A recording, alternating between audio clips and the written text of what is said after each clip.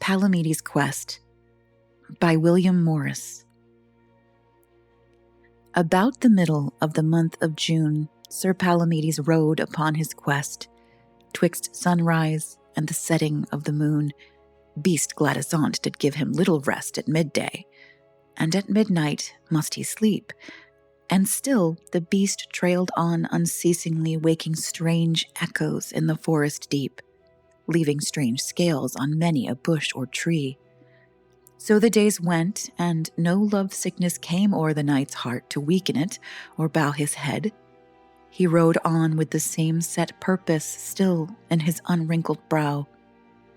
Until one day, when that he rode thinking whether the beast as they met face to face would turn to fight him with sudden spring, or creep away and whine in some dark place until he bound his jaws and led him out. And then he thought, until his heart grew hot, of how the folk would laugh and sing and shout, and he should lead the beast through Camelot, the heralds crying, "Ho, good people, see! For this is Palomydes, the good knight, who hath achieved his quest most gloriously, and won the questing beast in open fight." Thereat, in sooth, he almost seemed to be there in the streets, with all the bells ringing, and all the folk at window him to see, damsels and minstrels ready for to sing. Almost he heard the praises of the king and Launcelot, saying, "Now beyond all doubt is Palomydes, the best knight living, though Lamorak and Tristram are most stout. Abroad from thence the bruit shall go of me, and many a lord shall say, 'Hold we high feast. Tomorrow an uncouth sight shall we see. Here cometh Palomydes and his beast.' And so to Cornwall shall I come at last." But saying this he sighed, for well he thought, when all this noble fame has been compassed, shall Iseult's love be nearer to me brought?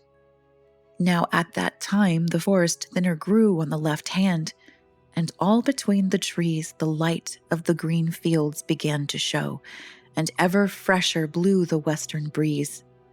On either side of him the thrushes sang, and as he drew his rein, it seemed to him that from some far-off tower the bells rang.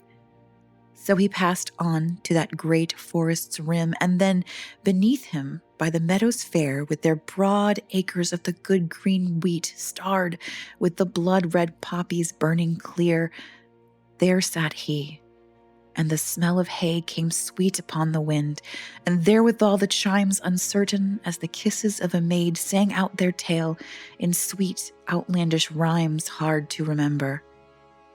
Therefore down he laid his bridle, and he cried, how fair, you walk within the summer gardens, O bright Iseult, having but little care for Palomydes, as I full well know."